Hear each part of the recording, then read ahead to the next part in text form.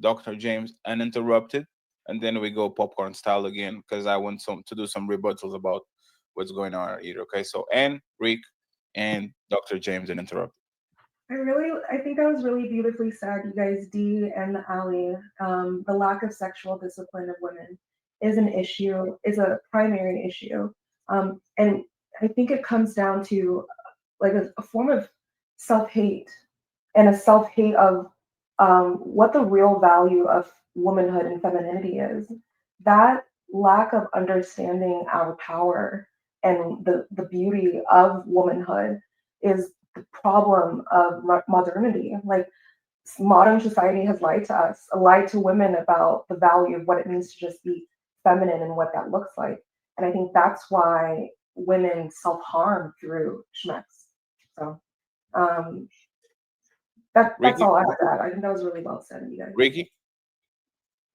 I said it before and I said it again. It's y'all fault, ladies. Y'all Oh, got to take this one. So do you It's what think? it is. It's what it is. Mhm. Right?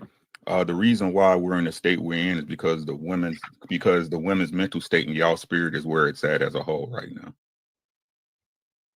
We need to stop playing like we don't understand, especially for a man, that if you look at a man that's especially traditional, that gives his all for his family, right? Everything he's doing, going back into the house, the only real reward he have is sex.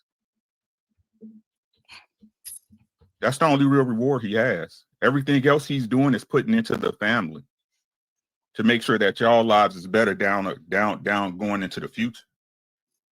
Right. So I completely believe that women have this understanding, and you guys better than anybody know how to manipulate it and use it against men. I said it before and I say it again. I know we going corporate, right? But would there be any coochie to hit if there wasn't any coochie to hit? Would there? It don't matter how much a man wanted it, would it? If it wasn't no ladies willing to give it, would it? This is the game of nature. As a woman, you know when a man walks up to you, he's looking to hit your buns. Maybe not today. Maybe not today. But me putting work into you and showing you the type of man I am, being willing to stay here and work out with you with all your junk, and you work out with my junk, and we like each other. You think I'm cute, I think you sexy. We know it's gonna happen, right? We spending time together. But it's so weaponized. And how can these women want tradition, right? And let me to refer back to what I was saying earlier, right? How can what used to be, right? And I think somebody asked the question, what was like, if it's a young man and he has no father, right? And he goes into a relationship, how does he learn to be a leader? By trial and error, right? You try this, you see if this works, right? You see that don't work, you see you get the results you need. We take that under consideration. We use that as a litmus and we move on, right? But now the women don't want to even give men grace for that time frame. Is that fair? You got to be 23 and ready-made. When none of these women are working towards wife, because I got to say working, because the majority of our women aren't being trained up to be wives. Is that fair? Is that fair, me asking that or saying that? Yes, it is. Yeah, most of their mothers ain't wives. So right? Why would they be wives? And that's what nobody wants to address, right? That our mothers raise men that they hate, and our mothers raise daughters, right, to take on the pain that they had and push it down the line into infinity. You know what? Back in psychiatry, right? You know what the first question when you went to your therapist they used to ask you back in the days, tell me more about your mother. Right.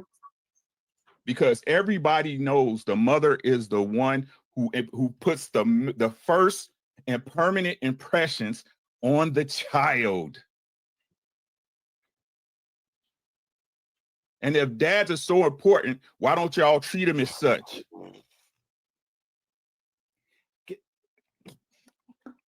Can I say something to that? And then Mr. Williams, we want you to jump in, please. My kid I love my kids to death. I have to earn the relationship with my sons. They love their mom. They want their mamas constantly. They always want their mama. So no matter who I am, how great of a man I am, she has to give those kids me. Like she has to give me those kids. Like the messages she gives them is, your father is an honorable man. He's a great man. Or in their eyes, she emasculates me and she makes me look like I'm not a man. And she turns away from me and she makes the kids pick them. So their whole entire life, they'll be confused trying to validate themselves with women and struggle with being great men because their mother said I wasn't a great man. How can they even say themselves as great men if their mother said I wasn't a great man? But just seeing how my sons are, the fact that they come from my seed and still go through her body, the world balances itself out. Like I have to earn and I have to build a respect with my kids, but my woman can tear my entire relationship with my kids. Y'all see what happened with 50 Cent, with Master P, with Brian McKnight, with all these men. Like no matter how good they were to their kids, no matter how much financial support they gave them and their mothers, the mother still has the power and voice to turn the kids against the father and destroy society. Go ahead, my brother Williams.